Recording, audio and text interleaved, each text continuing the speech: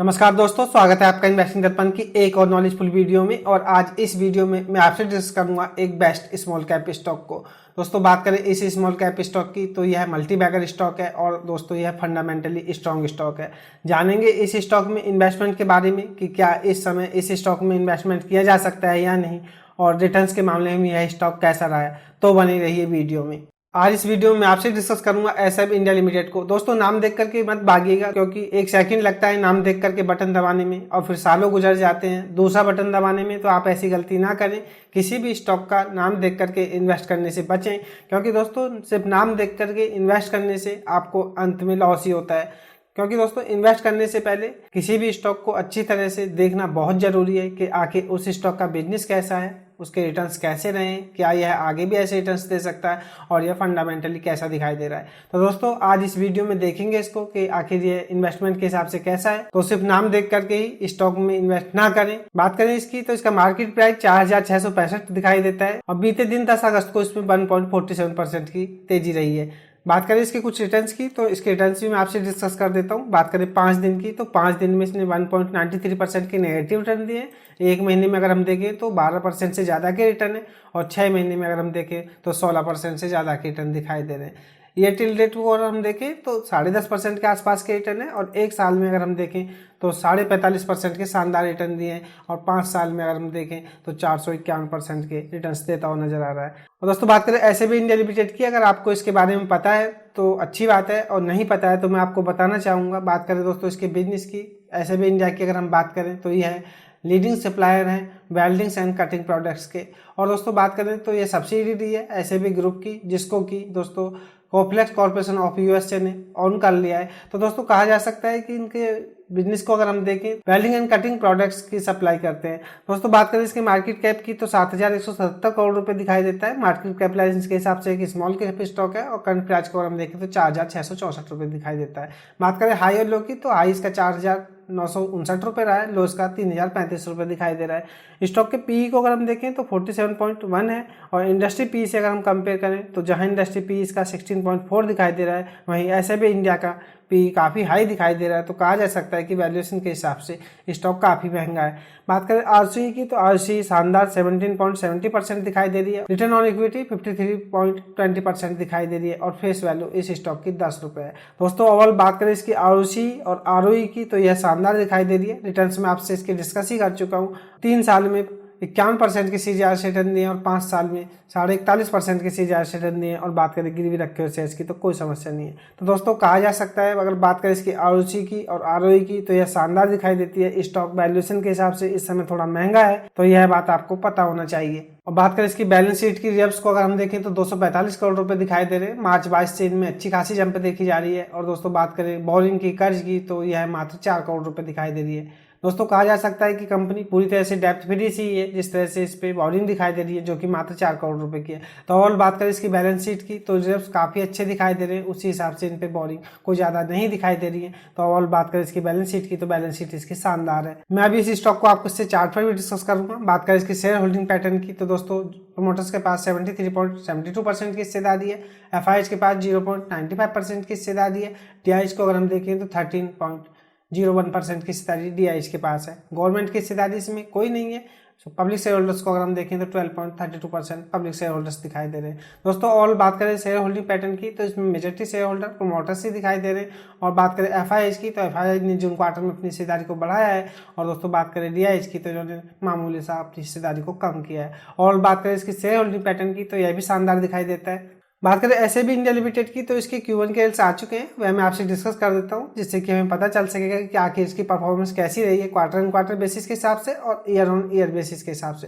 दोस्तों यह year on year basis के हिसाब से इसकी परफॉर्मेंस दिखाई दे रही है, जिसमें अगर बात की जाए सेल्स में तो 22% की जंप देखी जा रही है, ईबीआईडीटी में 61% की जंप देखी जा रही है और नेट प्रॉफिट में 66% की जंप देखी जा रही है और ईपीएस में भी 66% की जंप है। तो दोस्तों बात करें ईयर ऑन ईयर बेसिस के हिसाब से तो परफॉर्मेंस काफी अच्छी दिखाई दे रही है। और दोस्तों बात करें मार्च 23 से जून 23 की तो जहां मार्च 23 में सेल्स 302 करोड़ रुपए थी, जून 23 में घट करके 298 करोड़ रुपए हो गई है। तो जून क्वार्टर की बात करें तो इनकी सेल्स कम हुई है और बात करें EBIDT की तो जहां ये 56.7 थी जून 23 में बढ़कर के 57.8 हो गई। तो EBIDT में जंप देखी जा रही है मामूली सी। बात करें नेट प्रॉफिट की तो मार्च 23 में जहां ये 41.9 करोड़ था जून 23 में बढ़कर के 42.4 करोड़ रुपीज हो गया है। तो दोस्तों कहा जा सकता है क्वार्टर बेसिस के हिसाब से इनके नेट प्रॉफिट बढ़े हैं। और EPS में अगर हम देखें तो EPS में क्वार्टर बेसिस के हिसाब से जंप देखी जा रही है। तो ओवरऑल बात करें इसके Q1 के की तो यह शानदार रहे दोस्तों। ऐसा नहीं है कि ये बुरे दिखाई दे रहे, नेट प्रॉफिट इनके बड़े हैं, सेल्स थोड़ी सी कम हुई है, लेकिन ईयर ऑन ईयर बेसिस के हिसाब से इनकी परफॉर्मेंस काफी अच्छी दिखाई दे रही है। तो ओवरऑल बात करें एसएबी इंडिया की तो दोस्तों ये फंडामेंटली काफी अच्छी दिखाई दे रही है, रिटर्न्स भी इसके काफी अच्छे रहे। और दोस्तों इसकी बैलेंस शीट को हमने देखा, कंपनी पूरी तरह से डेप्थ फ्री है और इसमें शेयर होल्डिंग पैटर्न को हमने डिस्कस किया, वह भी काफी अच्छा दिखाई दे रहा है। और बात करें दोस्तों इसके रिजल्ट्स की तो ईयर ऑन ईयर बेसिस के हिसाब से शानदार रहे और क्वार्टर बेसिस के हिसाब से भी ऐसा नहीं है कि बुरे रहे। और दोस्तों इसके रिजल्ट्स का असर आज स्टॉक मार्केट में देखा जा सकता है, हो सकता है इस स्टॉक में आपको आज तेजी देखने को मिले। और अब उसको टेक्निकली चार्ट पर भी देख लेते हैं कि आखिर ये चार्ट पर कैसा दिखाई दे रहा है। चार्ट पर देखना भी बहुत जरूरी है जिससे कि हमें पता चल सकेगा कि इस स्टॉक में इस समय इन्वेस्टमेंट किया जाए या नहीं। तो दोस्तों बात करें एसआईबी इंडिया की तो इसका करंट मार्केट प्राइस 4,663 रुपये के आसपास दिखाई दे रहा है। और बात करें इसके कुछ मूविंग एवरेज की तो 5 दिन का मूविंग एवरेज 4,668 रुपये रहा है, 9 दिन का मूविंग एवरेज 4,680 रुपये रहा है, 13 दिन का मूविंग एवरेज 4,661 रुपये रहा है, 21 दिन का EMI 4,588 रुपये दिखाई दे रहा है। बात करें 50 दिन के EMI की तो 4325 रुपये दिखाई दे रहा है, 100 डे का EMI 4,093 रुपये रहा है और 200 डे का EMI 3877 रुपये दिखाई दे रहा है। तो बात करें इसकी तो यह अपने 5 दिन 9 दिन की मूविंग एवरेज से नीचे आ गया है और इस समय यह अपने 13 दिन के मूविंग एवरेज के आसपास ट्रेड होता हुआ नजर आ रहा है जो कि 4,661 रुपये के आसपास है। दोस्तों इस समय ये अपने 200 डे 100 डे और 50 डे के EMI से ऊपर ट्रेड होता हुआ नजर आ रहा है। और जिस तरह से यह चार्ट पर दोस्तों एक ही वे में दौड़ता हुआ नजर आ रहा है तो कहा जा सकता है कि इसमें यह तेजी आगे भी कंटिन्यू रह सकती है, क्योंकि हमने इसके Q1 के को देखा वह अच्छे रहे और ईयर ऑन ईयर बेसिस के हिसाब से इसकी परफॉर्मेंस काफ़ी अच्छी दिखाई दे रही है। उसका असर आज इसके स्टॉक प्राइस पर देखने को मिल सकता है। बात करें MACD लाइन की तो MACD लाइन सिग्नल लाइन से नीचे की तरफ आ गई है और बार्स भी बॉटम लाइन से नीचे बन रहे हैं। और दोस्तों RSI को अगर हम देखें तो 60 दिखाई दे रही है जो कि काफ़ी मजबूत दिखाई दे रही है। तो दोस्तों ओवरऑल बात करें इसकी चार्ट पर तो चार्ट पर ऐसा नहीं है कि यह स्टॉक वीक नजर आ रहा है, स्टॉक चार्ट पर काफ़ी मजबूत नजर आ रहा है। अब बात करें इसमें इन्वेस्टमेंट की तो दोस्तों मैं बताना चाहूँगा आपको, मैं प्रिडिक्ट तो नहीं कर सकता कि यह स्टॉक यहाँ से ऊपर ही जाएगा, लेकिन जिस तरह से इसके रिजल्ट्स दिखाई दे रहे हैं काफ़ी अच्छे रहे और जिस तरह से इस पर चार्ट पर काफ़ी अच्छा मोमेंट बनता हुआ नजर आ रहा है, इस स्टॉक में आपको तेजी देखने को मिल सकती है। तो मैं चाहूँगा आप इसके करंट मार्केट प्राइस पर बाइंग कर सकते हैं, लेकिन दोस्तों मैं चाहूँगा आप इसमें एसएल लेकर के काम करें क्योंकि यह स्टॉक काफ़ी दौड़ चुका है। हो सकता है इसमें आपको थोड़ी बहुत गिरावट देखने को मिले तो आप बड़े लॉस से बच सकें। तो आप इसमें एसएल लेकर के काम करें। तो मैं चाहूँगा आप इसमें एसएल दोस्तों कोई ज़्यादा नीचे नहीं मैं बताने जा रहा हूँ आपको, यह 21 दिन का EMI आप इसको एसएल लेकर के चल सकते हैं। बात करें इसके 21 दिन के EMI की तो यह 4588 रुपये दिखाई दे रहा है। तो आप 4588 रुपये का एसएल लेकर के इस स्टॉक में पोजीशन बना सकते हैं और जैसे ही यह स्टॉक आपको 4588 रुपये के आसपास दिखाई दे आप इस एग्जिट कर दें।